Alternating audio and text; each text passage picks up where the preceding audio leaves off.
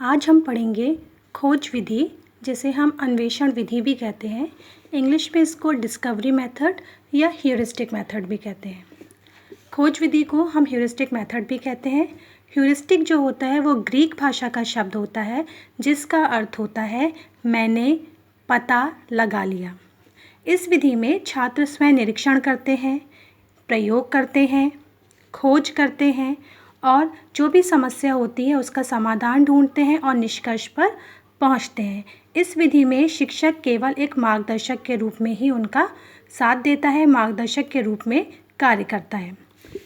Heuristic विधि के 4 प्रमुख सिद्धांत होते हैं। तो अब हम देखेंगे ह्यूरिस्टिक विधि के या खोज विधि के 4 प्रमुख सिद्धांत, जिसमें पहला होता है मनोवैज्ञानिक सिद्धांत, दूसरा होता है वैज्ञानिक दृष्टिकोण, तीसरा होता है करके सीखना और चौथा होता है क्रियाशीलता। सबसे पहले हम देखेंगे मनोवैज्ञानिक विकास। मनोवैज्ञानिक विकास में क्या होता है, जब बच्चे के सामने कोई समस्या रखी जाती है तो बच्चा ज़्यादा से ज़्यादा अपनी मानसिक शक्तियों का प्रयोग करता है, जिससे उसकी मानसिक शक्तियों का विकास होता है। दूसरा है वैज्ञानिक दृष्टिकोण, यानी बच्चा जब किसी समस्या का समाधान ढूंढता है तो एक वैज्ञानिक की भांति कार्य करता है, यानी कि बच्चे में वैज्ञानिक दृष्टिकोण विकसित होता है, उसमें वैज्ञानिक अभिरुचि और निरीक्षण शक्ति का विकास होता है। तीसरा है करके सीखना। इसमें बच्चा जब समस्या का समाधान ढूंढता है तो वो सोचता है, चिंतन करता है, चिंतन करने के बाद वो वैकल्पिक समाधान ढूंढता है और उसमें से एक समाधान को चुन लेता है, यानी कि बच्चे में चिंतनशीलता का विकास हो रहा है और समाधान ढूंढने पर उसमें आत्मविश्वास का भी विकास होता है। चौथा है क्रियाशीलता। इसमें बालक स्वयं सारे कार्य को कर रहा है, सारे कार्यों को सिर्फ टीचर देख रहा है और उसका निरीक्षण कर रहा है और मार्गदर्शन कर रहा है, लेकिन बालक स्वयं क्रियाशील होकर सारे कार्यों को करता है, जिससे उसमें क्रियाशीलता का विकास होता है। अब हम देखेंगे खोज विधि के गुण।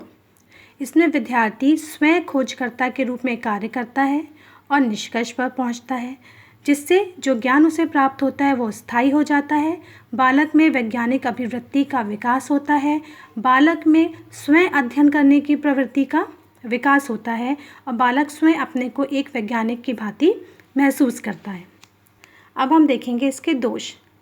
यह विधि छोटी कक्षाओं जैसे प्राथमिक और माध्यमिक कक्षाओं के लिए उपयोगी नहीं है, क्योंकि प्राथमिक और माध्यमिक कक्षाओं के जो बालक हैं उनका मानसिक स्तर इतना नहीं होता कि वो खोज कर सकें या नई चीज़ों को ढूंढ सकें।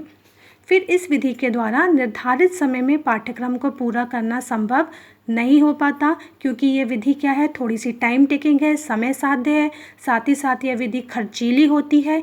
इसके साथ ही साथ इस विधि के अनुसार पाठ्यपुस्तकें नहीं लिखी गई हैं, इसलिए शिक्षक जो होते हैं इस विधि का प्रयोग ठीक प्रकार से नहीं कर पाते और इसमें जो हम बच्चों के से कार्य कराते हैं उसका मूल्यांकन करना काफ़ी कठिन होता है, जिससे कि क्या हो जाता है, ये विधि जो होती है थोड़ी सी इसका प्रयोग करना मुश्किल होता है। साथ ही साथ इसके लिए प्रशिक्षित अध्यापकों की आवश्यकता होती है।